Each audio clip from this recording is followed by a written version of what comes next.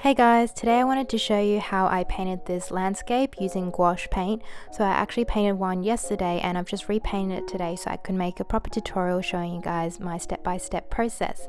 So in terms of materials that I used Canon watercolor paper. It's 300 GSM and I've just cut it in half so that it's a size that I like, and I also used washi tape to tape down the paper onto my desk. I always have 2 jars of water, one for washing my brushes off and the other for clean water to use to dilute my paints. Then I have a palette and also a cloth, or you could use a paper towel. I prefer a cloth just because I use a lot of water when I'm painting and I like to just dry it off on a cloth. And I've got these different brushes. I'll link all of these in the description box below. As for my gouache paint, I'm using Art Spectrum gouache paint and Winsor Newton gouache paint. And the most important thing is, of course, a spray bottle. I always start by doing a light sketch, so if I just look at this as reference, I can roughly see where the halfway line is, which is at the tip of the mountain, and then I just want to sketch in the mountains in the foreground as well as the tree line in the foreground. So you can just go ahead and mark in where the halfway line is and then just start lightly penciling in where all the different elements go, and make sure you do it very lightly because the paint that we are using, especially the pink paint, is very light and sheer and it may not cover the lines if it's too dark. And I also like to use a kneadable eraser just to lighten the line, so now you can barely see it on the camera. Now I'm ready to start painting in the sky, so I've got phthalo blue, primary red, permanent yellow deep and white on my palette. So I'm just picking up some white paint and the tiniest bit of phthalo blue, and I just want to mix a very light blue, and then I will apply that to the top, and I will also dilute it a bit with water if it's too thick.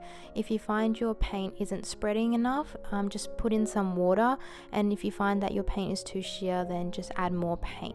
And then I'm just blocking in the top, and now I want to start gradually adding more white to the mixture so I can create a gradual transition. And I just sweep my brush back and forth so that the colors blend smoothly. And now I want to add more white, so I don't want to pick up any more blue. I just want to use pure white paint with the blue that's already on my brush and just start to create more of a transition towards white. Now I've washed off my brush and I want to pick up pure white paint, so now there's no blue paint on my brush at all, and I'm going to transition this into white.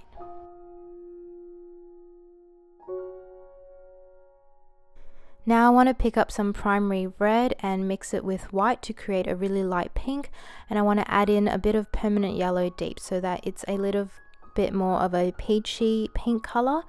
And I'll start sweeping that color in at the bottom, and now I want to fade that color into the white above.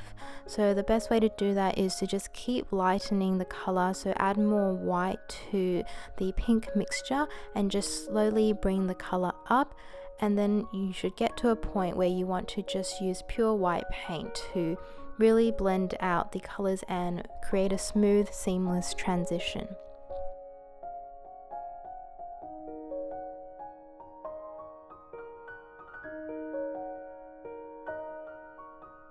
Now that I'm happy with the transition of the sky, I just want to darken a bit at the bottom, so I'm going to pick up a bit more of the yellow and the primary red and just lay that color in at the bottom and just lightly blend it in. So if you can work fast, that's great, because then the paint is still a little bit wet on the paper, so it makes it a lot easier to blend it in. The next element is the mountains in the very back, so it is a pink peachy kind of color, so I'm using the same mixture as before. And something that I like to do is, if I'm unsure about the color, I like to just swatch it on a piece of paper just to see if it's the kind of color I'm going for.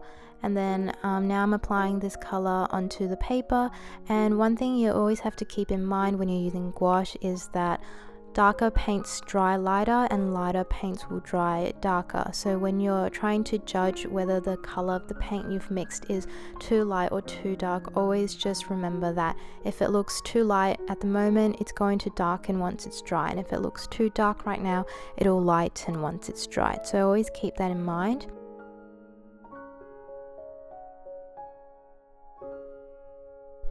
Now I want to mix a very light purple, so I'm picking up some phthalo blue and I'm mixing it into the pink mixture I already have and just adding some white to that, and then I will paint in some more mountains that are just in front of the pink mountain, and I'm just lightly brushing those colors in, and then I want to pick up a bit more blue so I can have a bit of a darker mixture and just create some more depth to the mountains there.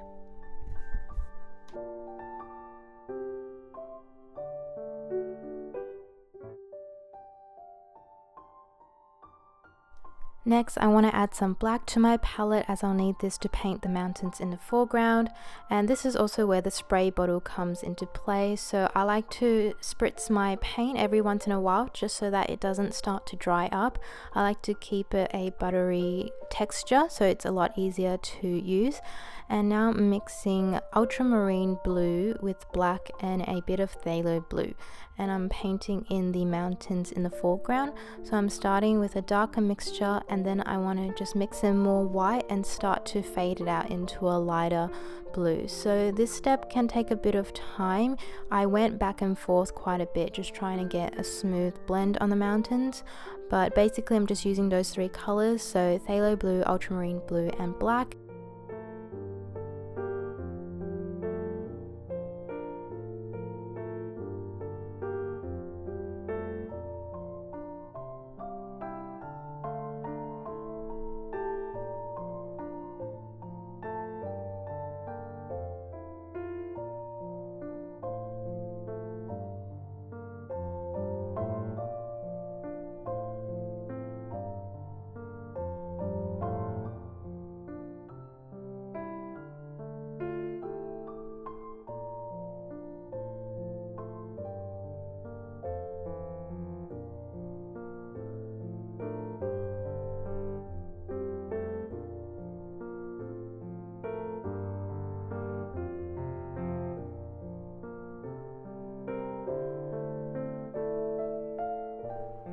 Now moving on to the tree line in the foreground. So if you look at the painting that I did yesterday, you can see that there are darker shadows in between the shrubbery at the front. So I want to use black paint mixed with a little bit of green and just block in the color in the front, so that way we can lay lighter colors on top of it and you will also have the shadows beneath it.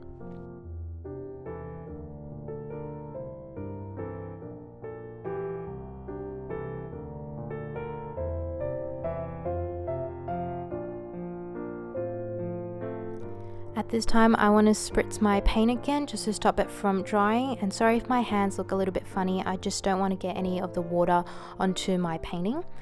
And now I want to paint in a bit of the tree line above the mountain. So you can just do vertical strokes for this. It doesn't have to be any kind of intricate work. I just did some simple vertical strokes, and I started off with a darker blue and then faded into a lighter blue. So it's kind of matching the gradual transition of the mountain as well.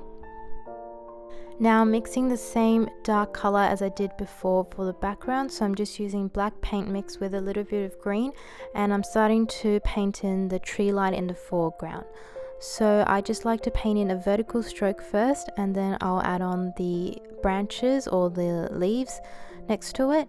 And if you have a thin brush, this will be really helpful for you to get fine details.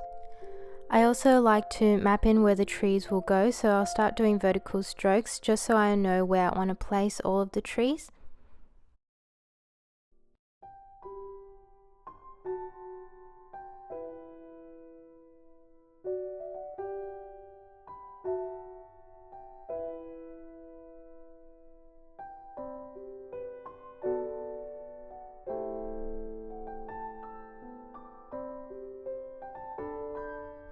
Now I want to mix a lighter green, so I'm just mixing in a little bit of yellow, and this is used to highlight the tree branches so that the tree doesn't look so flat. And we'll also do another layer after this, so I'll add in more white and more yellow after this and just highlight a bit more of the branches.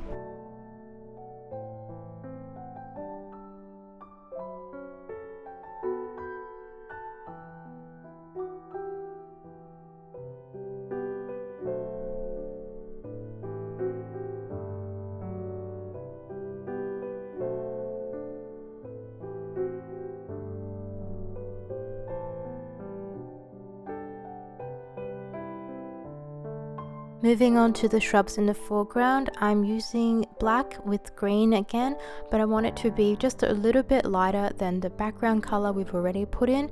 And now I'm just using a stippling motion with my brush, and I'm just putting on little dots to indicate the shrubs. You probably can't see this very clearly on the camera because the color is quite dark, but you have to keep in mind that because the color is dark, it means that it will dry a little bit lighter. So we want to put in a layer of paint that looks just a little bit lighter than the background paint color. And this will work in a few layers, so it can take between 3 to maybe 5 layers to build up the texture and build up the highlights. So now that I've put in the base layer, I'm going to add in a bit more yellow and mix a bit of a lighter green color and then start highlighting areas. So when you're painting this, you want to make sure that the layer below it is dry before you start adding more highlights to it. There shouldn't be much of a problem with this in terms of waiting time because it takes quite a bit of time just to stipple around and put in all the details. So by the time you're up to the next layer, all the paint previously should have dried already.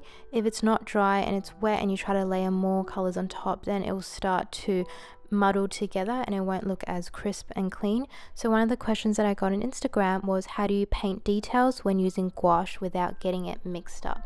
So the way to do that is to make sure that the layer below it is dry, and you want to do your best not to pick up any colors as you add more layers on top.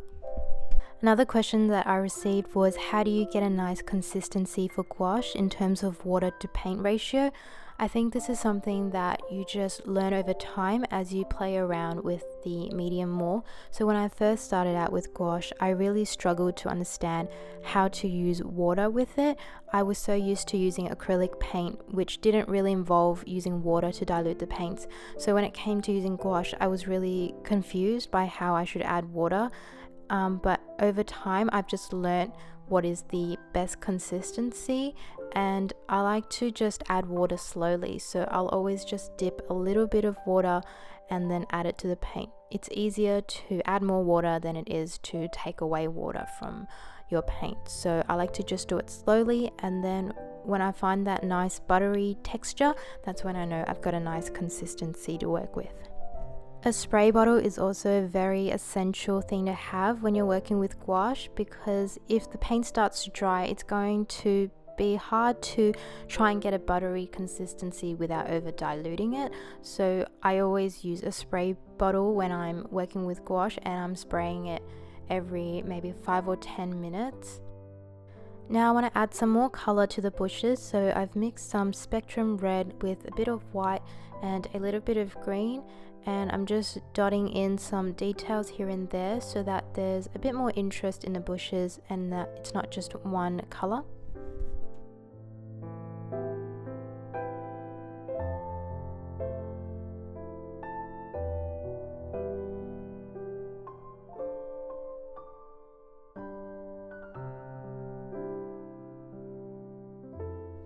I also want to add in some olive green, so I'm mixing red into my green mixture and a little bit more yellow as well, so I create an olive green color, and then I just want to add in a bit of that into the bushes as well so that there's just some more color in there.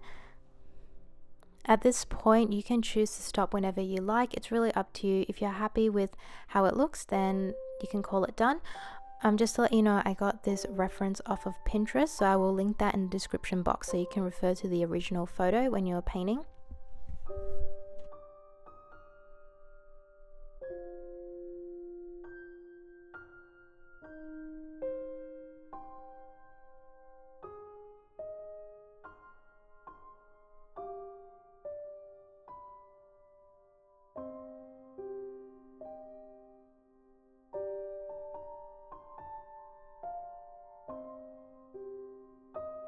Thank you so much for watching this video. If you have a go at this tutorial, I would really love to see your result. Just tag me on Instagram or send me a message. I'd be really happy to see what you create. And if you have any feedback for me, I would also love to hear that as well, as I'm still new to making tutorials. I hope you guys enjoyed this, and I'll see you in the next video. Bye!